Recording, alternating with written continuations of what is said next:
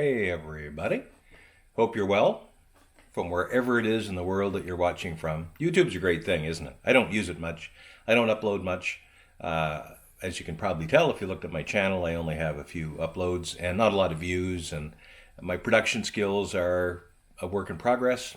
So I'm not a YouTuber, not at all a YouTuber compared to other people I know through YouTube, such as my son and his ever widening circle of friends and all fellow creators that share the YouTube space.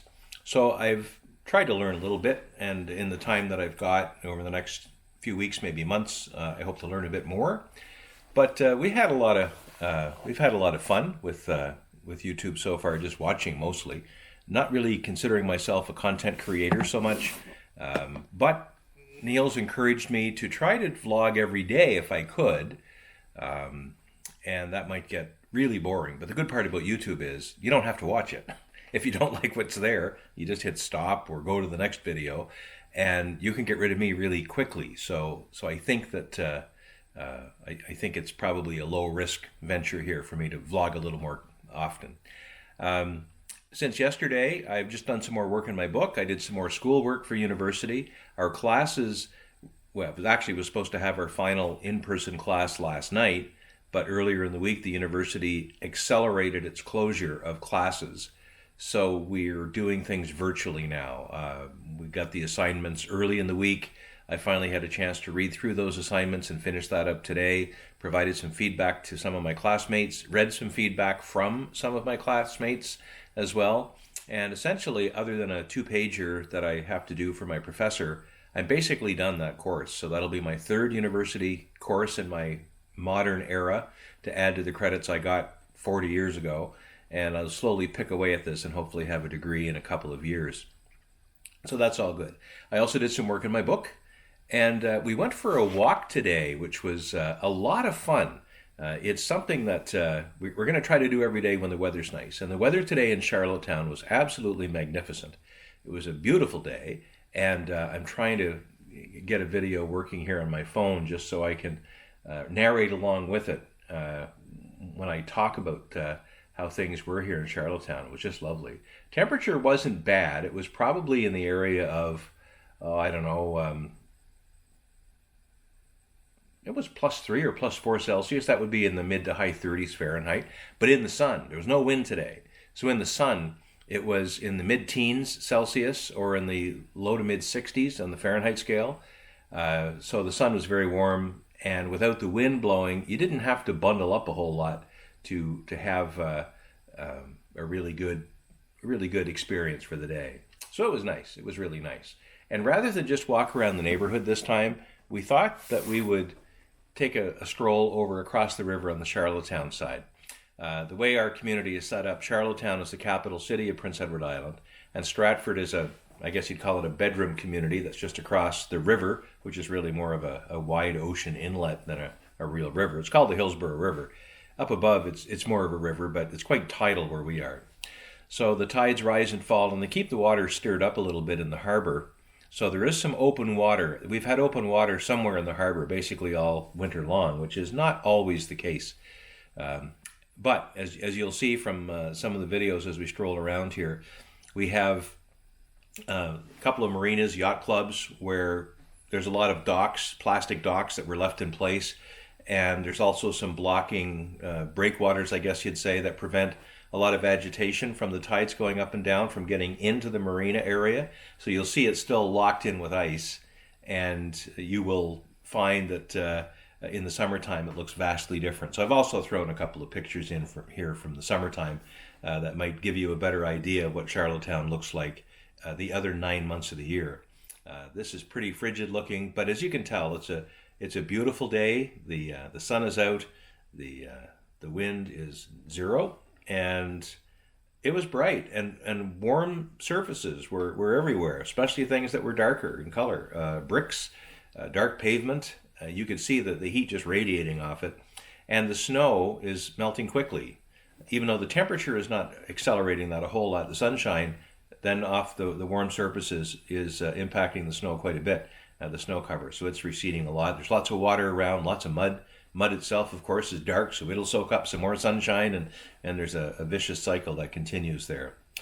Charlottetown is quite a touristy community in the summertime. In fact, tourism is probably, next to potatoes and a few other things, probably the most vital thing to our economy. And that's why the current situation is so concerning to so many business people in the city.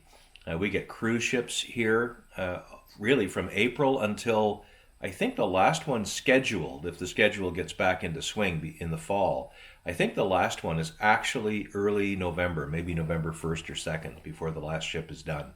So that's a long time, April and November. We don't have a huge amount of cruise ships over the high period of the summer. A lot of passengers that would be on a cruise ship that come up this way are more frequently inclined to want to be there in the fall, where they can see the leaves changing colors and that kind of thing. So cruise ship traffic picks up quite a bit in September through October is, I think, probably our busiest month in Charlottetown for cruises. So when the cruise passengers aren't around, and when there is a public health emergency and people are told to practice social distancing from each other and more or less stay home, other than for recreational activities such as walks, which are encouraged, there's not a lot of activity down at the Charlottetown Harbor right now. So Janice and I took a walk in some of the haunts that we would normally be found in the summertime. And this is going along the side of the Delta Hotel. And then just to the left here, as I pan over, you can see the marina where all the ice is locked in, where the boats would normally be there bobbing away in the summertime. There's yachts and power boats and sailboats and all kinds of watercraft. And you can see just beyond those buoys up there where there's open water. The water is quite freely moving with the tides up and down. So it's a pretty nice day today to look at the transition between the middle of winter and then the advent of spring, which is just out there somewhere. And in the summertime, of course, we have the boats in the harbor and the cruise ships visit as well. So that's what it looks like more in the summertime. And right now, back in the wintertime, that same angle gives you still, I think, a very beautiful view, but not necessarily as shirt sleeve weather as you might want. We had fairly light clothing on today. Janice bundled up a little bit more than me. She was worried about a wind. I knew that a wind wasn't going to be an issue for us, so I don't know what that was. That was a weird transition there. But for me, by the time I was halfway through the walk, I was opening the jacket up, taking off the hat, taking off the gloves, because I was actually, with the activity of walking, got pretty warm.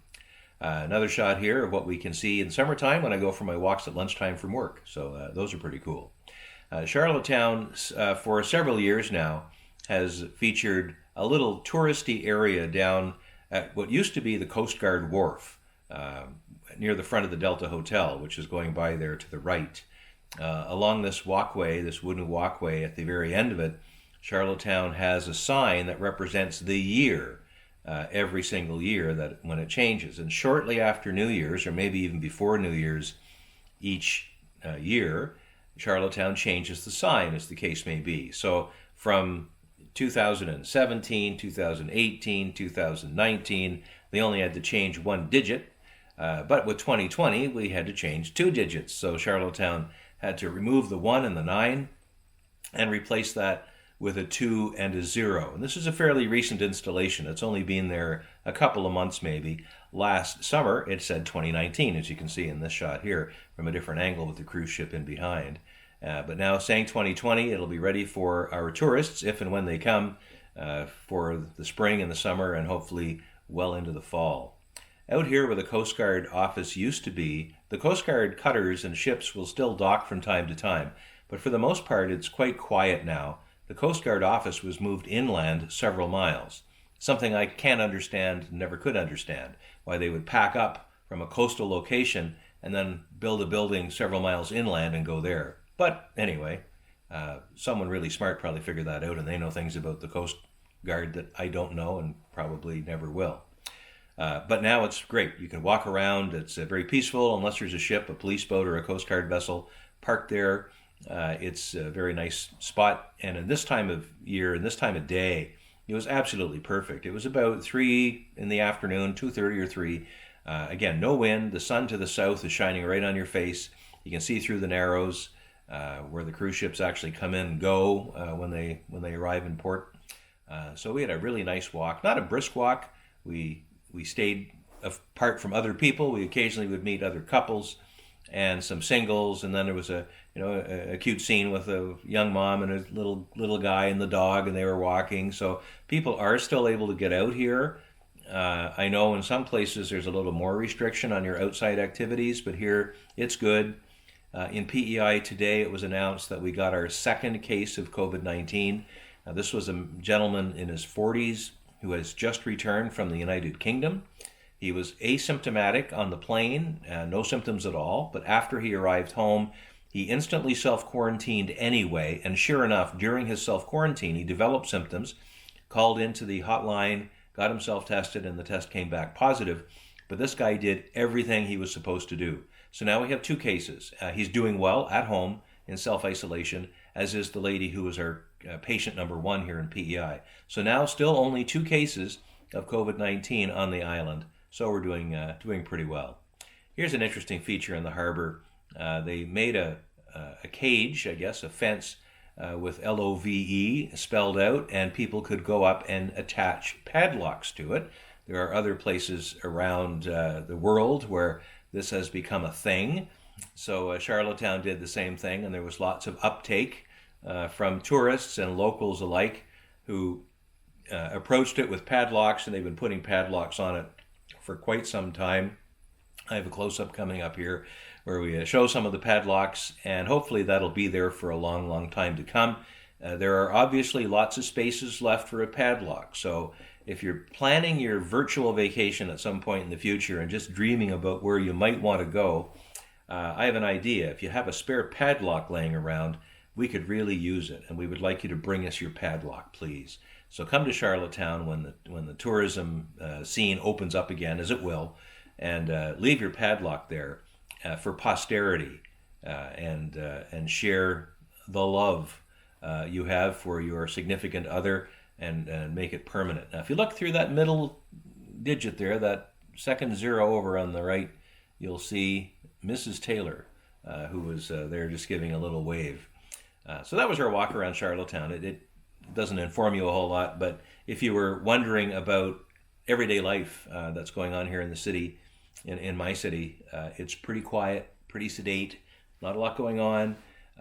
There are people around, though, and they're being very respectful of each other. We're keeping distances when we meet other pedestrians. Everyone's kind of going over a little ways, trying to keep that 2-meter or 6-foot distance between people.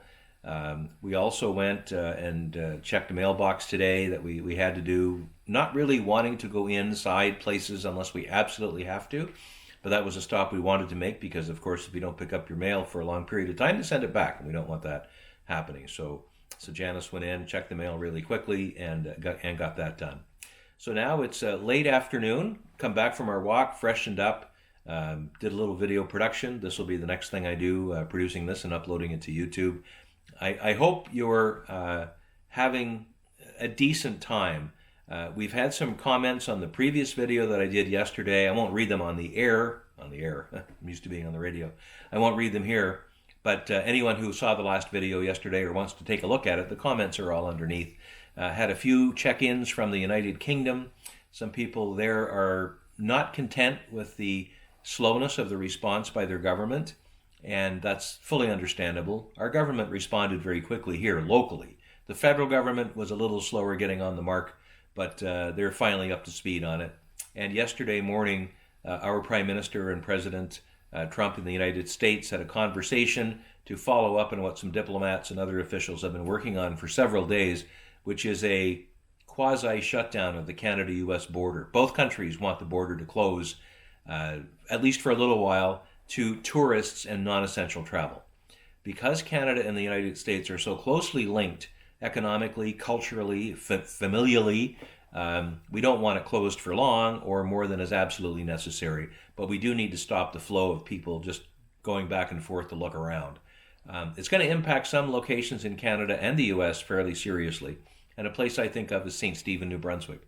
St. Stephen is right across the St. Croix River from Calais, Maine, and the two communities are very close. They've been very close and friends for over 200 years, In fact, the St. Stephen Fire Department and the Calais Fire Department work together and go back across the border, helping each other fight fires. That's how closely knit these communities are.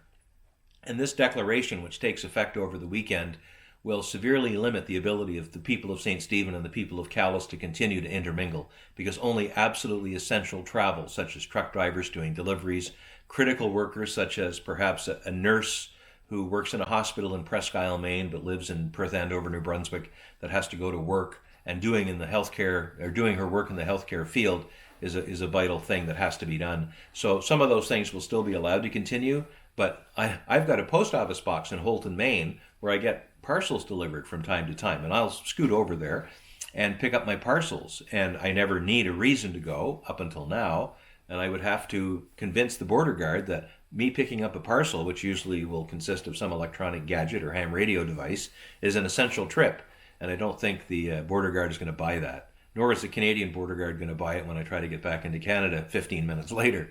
So this will impact the border towns pretty significantly, and that's unfortunate. But I think everybody understands it's really important that we reduce people's movement as much as possible right now, because as one of the doctors said on CBC News World several days in a row now, the virus doesn't have wings and it doesn't have feet. It can't move unless it moves inside one of us and then moves from one of us to another, and then that other person moves somewhere else. That's the only way this virus can get around. And if we don't let it get around, if we all act as a dead end for it, then we will stop it in its tracks. And some people will be sick, and some people will be very sick and maybe won't recover if you're very vulnerable, and that's very unfortunate. But we're doing all the right things here. As I said, my correspondents in the UK might not think that their government is doing so much or as much as it should. I see schools are now closing as of Friday, and other things will close down. 40 tube stations in the Transport for London system are going to close or are already closing. That's somewhat significant, but the tube is still open, and it needs to be open to ferry the people back and forth across town in London who need to get to their important jobs, such as working at hospitals and other essential services. So the tube won't shut down altogether, but they're going to limit the inflow and outflow of people from some of these other stations that maybe are less than totally necessary. Also heard from Chris in China, and he gave a really nice explanation of what he's gone through. Chris is a Canadian, but he's married to a Chinese gal, and they have a wonderful family. They live in China, not in Wuhan, but about 1,000 kilometers away, I think, because I looked it up on the map one day. Because as soon as this broke out, I got thinking about Chris and how were they making out. And he says it's been tough. They've been essentially holed up for 2 months straight now. A little bit of outside recreational activity outside the apartment, but then right back in again. The Chinese government has been extremely restrictive with people's movement. And it's tough, but it's working. And I think I heard on the news today was the first day since this whole thing happened that China was able to report that they had no new cases of coronavirus in China. So I think that's magnificent. And we will all have those same kind of results if we just stay put. It might take a few weeks, it might even take a few months, but if we stay put and get this virus stopped in its tracks without it being able to propagate, and then while we're doing that, someone's out there, some big brain is out there working on some vaccines, then we can get around the other side of this. And when I saw the little guy today on our walk, I thought of him being maybe only 2, maybe 3 years old. And I want him to be able to say 20 years from now or 30 years from now, yeah, I was alive during the coronavirus thing, but I don't remember it. That's what I want his reality to be. No recollection of this whatsoever. All I saw today was him and his mom and the dog out for a walk, and hopefully that's the only memory he'll have of today. Not the only one, but that's the memory that he may take from today, which was a nice sunny day going for a walk with his mom. That would be awesome if that's his memory. I was alive during the Cuban Missile Crisis, as I said yesterday, but I don't remember it because it came and went. Actually came and went pretty quickly. But I do remember one incident during the Cuban Missile Crisis in October. We had a late season thunderstorm, and it hit the roof of the hospital that was near our apartment, and the air raid siren went off in the hospital. It was set off by the lightning strike. But my mother heard that, and I can remember her panicking and just crying and wondering what was going to happen now, because she thought that this was it. And the Cuban Missile Crisis was at the height of the Cold War. Missiles were ready to be launched. It could have been the end of the world. A lot of people thought it was just around the corner, but it turns out that it wasn't. Khrushchev and Kennedy resolved it. They backed down. Things still aren't perfect, but they got a lot better after that. And we never did have a nuclear annihilation of the world. But I don't remember that at all because I was just a kid. And the only thing I remember is that my mother had a moment of some kind, but that might have happened more than once. I don't know. So I don't have any recollection of it. I hope the kid today doesn't have any recollection of the coronavirus. I hope it doesn't come to pass that when he's 5 or 6 years old, he still can't go to kindergarten or grade 1 because everything is still locked down. I'm sure that won't be the case, but I really hope that we get our act together here and do what we need to do it quickly, do it effectively, so that it is essentially just a memory for all of us who are left to help rebuild the economy and restart tourism after this is all over with. Please come to PEI. Anyway, if you have any experiences of your own or want to relate what's happening in your lives today, feel free to leave a comment below. I don't have a lot of followers and I don't have a lot of viewers, so this isn't a big enterprise for me to watch the comments. It actually doesn't take long, and that's fine. I'm not after a big audience here, but I've been encouraged to talk by Neil, and there are some people out there who do enjoy my rants from time to time, and I'm not really in a rant mode, but I am going to rant about one thing. Today, I was watching on Twitter, and a well-known journalist from the Canadian Broadcasting Corporation tweeted that she was just in a coffee shop, and the staff in the coffee shop were standing too close together, and she told them that they were standing too close together and they needed to stand farther apart. Within about half an hour of that tweet, and here's someone, basically the nanny state, trying to tell you what to do, there were about 200 comments from people that commented on her. Why are you in a coffee shop when you should be home or at the office? Why are you in a coffee shop when you could be making your own coffee? And who do you think you are? And I was very able to identify with that comment. I don't know what journalism is like wherever you are. I know they're doing their best and I know they're trying hard, but there are some really stupid reporters that are covering this story right now, really stupid ones. And it makes me angry that at a time when everybody is watching the media and everybody needs quality information, the quality of the information is going down because of stupid reporters, like those reporters who ask the president or the prime minister or Dr. Fauci or whoever, how long is this going to last? That question is completely unanswerable because how long it lasts depends on things that they can't control and they don't even know. We don't know when the vaccine will come out. We don't know how well we're going to manage our own movement in this country and in this continent and on the planet. So how can anyone, especially a politician who just has a briefing book, be able to tell a reporter when it's going to end? And any reporter that asks the question when it's going to end and actually expects an answer should probably just go home and quit because you're a terrible reporter. Anyway, that's my rant. I feel better now. Neil's encouraged me to vlog every day. I will probably do that. Tomorrow's a rainy day, so there won't be a walk probably if the forecast is correct.